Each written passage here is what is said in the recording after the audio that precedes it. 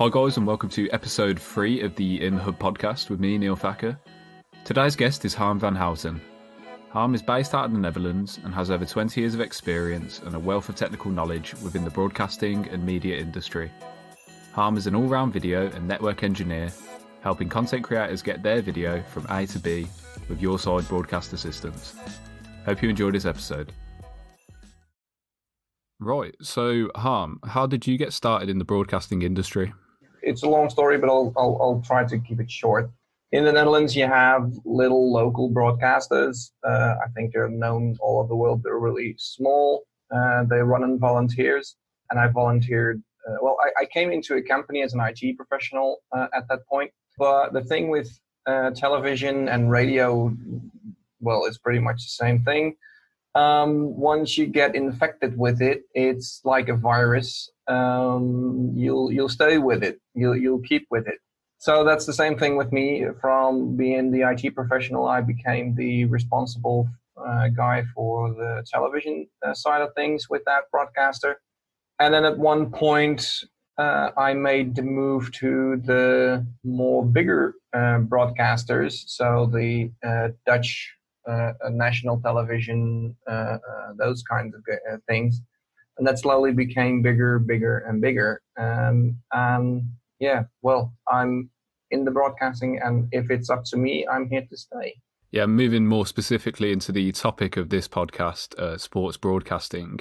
What does sport mean to you, and how are you connected to the sports broadcasting industry? I would say 20 to maybe even 50% of what we do is sports related. Live streams for sport clubs, doing play out for fan channels. It's all sorts of things that are sports related because, as I told before, sports is, I think, from the facility side of things, is about 20 to 50% of what they do. The same goes for channels. How do you get people to your channel? Sports. Because, well, if it's football or if it's American football or horse racing or whatever, people tend to, go towards that, and they'll consume the advertorials that are with that as well. So, again, it's a major part in what people tend to watch. And I think it's one of the things that will stay linear mostly. You see the Netflix things with a linear sports. So you have subscription models where you can subscribe to pretty much every sports that is available, but it's always linear, because how much fun is it when a soccer game has finished and you already heard from your mates what the end results are. So I think sports will stay a linear thing. So just to sum up, how important do you think these live sporting events are to the broadcasting industry? If you look at linear, I think they're really, really important. How important? Well, that would be me pulling off the cloth of my big glass bowl. Yeah, how you say that? It's going to take quite a lot of effort to get sports away from linear television. I think if you speak linear television, you end up with sports. And then obviously with the events of the last year, how did COVID-19 impact live sports and sports broadcasting in general? Did it have a wider impact on industries outside of broadcasting that we don't often think about? I think so, yes, because everything came to a grinding halt. So channels did miss their content. Sports clubs are missing their income. Facility companies are not driving out with their trucks. Channels lose revenue on their commercials. It's one big avalanche of people that are related to the sports event. And that's then just only the media side of things. Things like the local fish and chips guy next to the stadiums will have the same thing going on. So I think once the situation clears up, we will get a better understanding of what the actual impact is. But looking over what I've seen so far, the Olympics being cancelled, being delayed. Imagine all the costs that are involved with that, just all the logistics, equipment being shoved around, people already on site needing to go back, and well, all sorts of logistical problems. The actual impact will only become clear when the dust settles and we can start doing that what we did before, and then then the numbers will show how big of an impact it will be. But I think looking at what I'm seeing now, it'll be bigger than that we can estimate at this moment. Yeah, because it's easy to kind of look at the Olympics and the issues with the rights and stuff like that, but you can't forget about these kind of grassroots football organisations and teams, in local areas who are really, hit hard by this as well. Exactly. Yeah, there are even the smaller clubs that really rely on the income of licensing fees to keep things going, to keep the doors open. To pay, even for the smaller ones, to pay salaries towards the semi-profs in their teams. And that's talking about the bigger sports. If you go to the really little things of sports, like, for instance, in the Netherlands, you have the basketball. It's not that big, it's quite small, but not having to play, but still rent the venue and having no income from your rights contracts. And that's going to hit them hard. So how have you seen, broadcasters and sports organisations adapt to the challenges imposed by coronavirus? The Belgians went digital with their cycling, because they're really fans of road cycling, or how you say that, bike races, or I don't know road how cycling, to properly translate that to English. But they did that virtually, which turned out to be really cool to look at.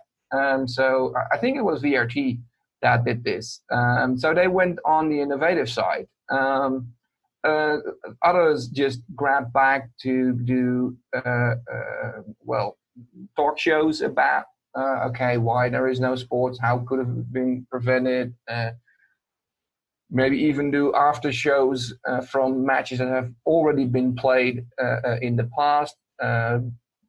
I've seen some old matches, really old matches that even I can't remember being aired, so our guys play a big role in that. It's really, there are so many ways to handle this, and I've seen really innovative things. I must say the VRT one I like very much. They did I don't know which round it actually was, but they just made it a video game. So every cyclist was at home on his own bike, bringing the video signal back to one central location, just with a television screen projecting the actual track, and there they went. And yeah, I know it's not the real feeling, but the innovative side of things, me as a really technical guy, that did warm me up a bit. Just okay, so there are options to get live content in a competitive way on screen. So yeah, there are too many examples to just sum up from broadcasters that went really all out on it to bring still interesting content. So branching off of that, what roles do you think that things like footage archives and sports documentaries have played during the period of delayed and cancelled sporting events? They had a really big impact on getting those gaps filled, because losing 2 times 45 minutes, 2 times a week, even maybe more in hours on your channel, that leaves you with quite a big dilemma, because as we say in broadcast, lag is no option. So you have to put something on air, and people expect something in a sports-related fashion in those time slots. So it's quite difficult to get that then filled up. So I think that having a good footage library helped them quite a lot. So, I mean, do you think the live sports broadcasting landscape will fundamentally change after this pandemic? What we've seen is that doing things remote is, well, sort of pretty much common now. Within the last 4 or 5 months, we adapted Teams, we adapted Zoom. And I think that doing the remote broadcasting will become more and more of a common thing. So having just cameras on site and having a remote facility somewhere in, maybe even somewhere in Europe, producing your content, having as little people on site as possible. I think that for the next year, maybe 2 years, as we are still recovering from the pandemic, will be common. And I think we will grow used to this so fast that we don't want to go back. You see now already with things like Teams that people say, okay, well, working from home, it's not ideal, or I can do this more often. I'm happy with that because traffic jams are lowering, so I'm happy with that. And having remote broadcasting makes it easier for me to assist with the bigger things because I don't have to drive from one venue to another venue. I can just stay on one location and assist multiple venues with their issues. So there is a necessity for it because, well, of course you can't get within 1.5 meters of each other. So, well, having a lot of people in a stadium, you'll need quite a lot of big stadiums. And the other thing is that it's just easier. Just is. And what I hear back from a lot of directors is, yeah, but I miss the touch with the floor. Well, over the course of time, they'll get used to it. And we'll get systems where the touch with the floor will come back. So teams will maybe play a role in that. Having extra cameras pointed towards operators will add that. I think that dilemma will get solved at some point. Where? I don't know how. I don't know either. But it will get fixed. So you say about this kind of the whole mentality of touching the floor. Do you think that these kind of virtual events, like you were talking about the virtual road cycling and stuff like that, do you think they'll forever be confined to temporary, placeholders for unforeseen events and circumstances, or do you think we could start to see some mergers? I think we'll see them more because they'll not be as well. Again, this is me touching a big glass bowl, but I think that virtual sports, it will be not a big thing, but it'll be a nice addition too. So it might become sort of a part of a talk show where guests are talking about certain writers or certain, whatever you might think of, and they'll do demos this way. So they'll show you how it went. They'll do a race and discuss this afterwards. And just as a sort of an bit more on the entertainment side than on the sports side, I think. It just won't be a big part of broadcast anymore as it was during the hype of the pandemic. But I think it'll be quite a good addition to the live sports events. So thank you for reading your crystal ball today with us, Harm. Really appreciate it. You're welcome. I even polished it up for today. Just to end on, are there any exciting projects you've got in the pipeline? What are you up to at the moment? Well, that's just touching on remote broadcasting. It's a protocol which is called SRT. It was shortly coming up before the pandemic, but it's grown really fast. And we're doing quite some big projects with that. We're bringing sports. We're even bringing elderly bingo to local broadcasters with this protocol.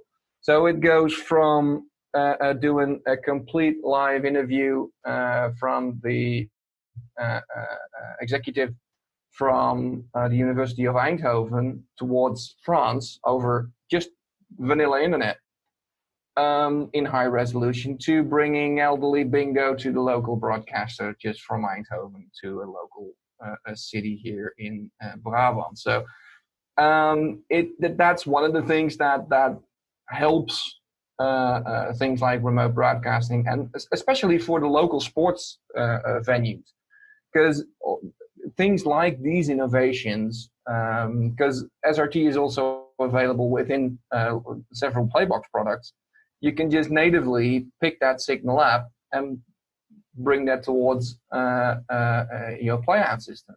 So just buy a cheap license of vMix. It does SRT already, and just link your vMix to your playout. There you go. No big satellite trucks, nothing. You just go towards your local broadcast. Go towards your local sports club, and have them